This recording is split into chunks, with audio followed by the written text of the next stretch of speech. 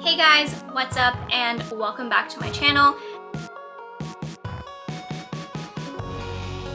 Happy New Year. I hope your holiday season was restful and your new year was happy with your friends and family. So by the title of this video, you can tell that I'm going to be talking about goal setting and how I'm going to be staying motivated throughout this year to achieve my goals. I'm also going to be sharing some of my goals, as well as how I'm shifting my mindset on goal setting to chasing a feeling rather than chasing external validation. And this is something that has really changed the way I looked at goals and pretty much anything that I want to achieve is how I want to feel and how I want to feel like motivated intrinsically. It's different for everyone, but I think if you can find your why and you can find a bigger purpose behind why you're doing things, it can really make it more motivating and sustainable for you in the long run. So with that said, let's jump right into this video. So some of the things that I had set for myself are within different areas in my life. So for example, I have health,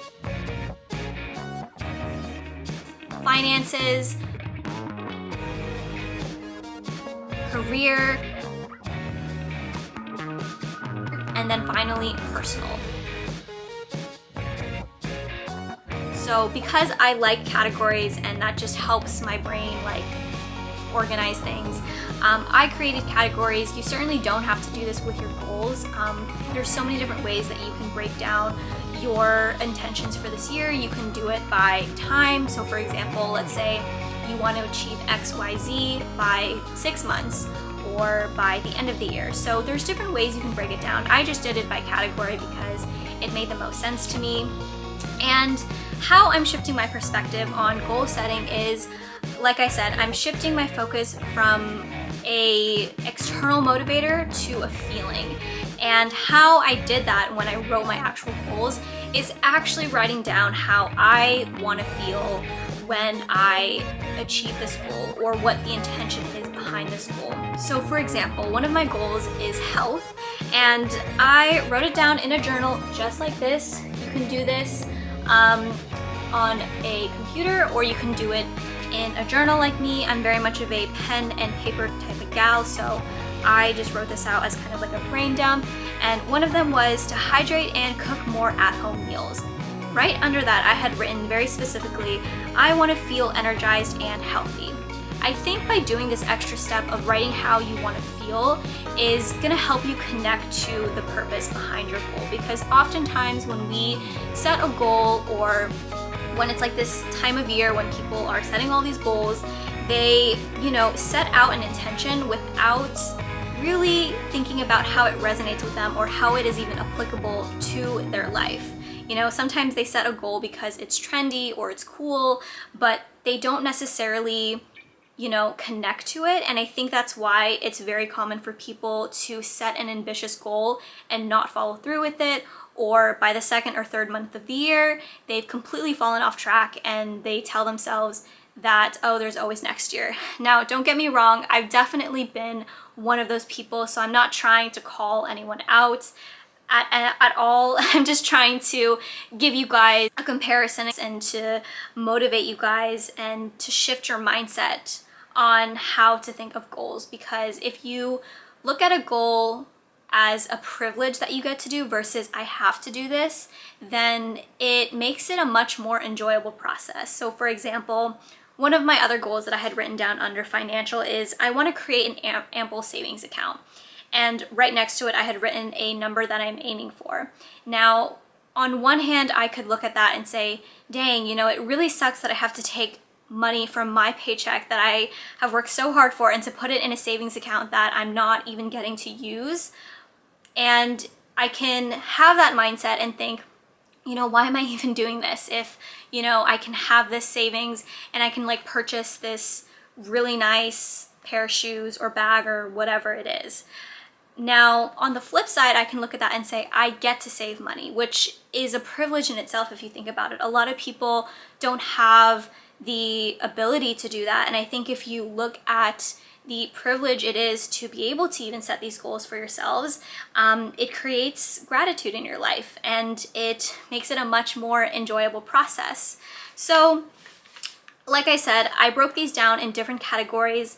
For the sake of time, I'm not going to bother you guys with going through each and every one, but maybe I'll share like one goal from each category. So from financial, I already told you that I want to create a savings account, or I already created one, but I want to, you know, achieve a certain amount in my savings account. For my career, I had said I want to immerse myself in the legal field. So I recently graduated from college with a BA in political science and a minor in literature and writing. And I had studied in college with the mindset that I want to go to law school eventually. Now that I'm graduated, I'm a little unsure if that's the path that I want to take. So because I'm not entirely sure, before I make a commitment to that, I want to become educated and I want to gain hands-on experience in the legal field to really see if that's something that I want to do. So what that looks like for me is being more consistent with my legal internship. I already have one, and so I think just showing up. When school was still in session, it was really hard for me to balance both, and I did take some time off. But now that I'm finished with school, I really don't have an excuse to not show up. So that's one thing that I have, is to be more consistent with my internship and to do research on possibly getting a paralegal certificate and maybe landing a legal job if, you know, that's something I decide I really, really want to get into.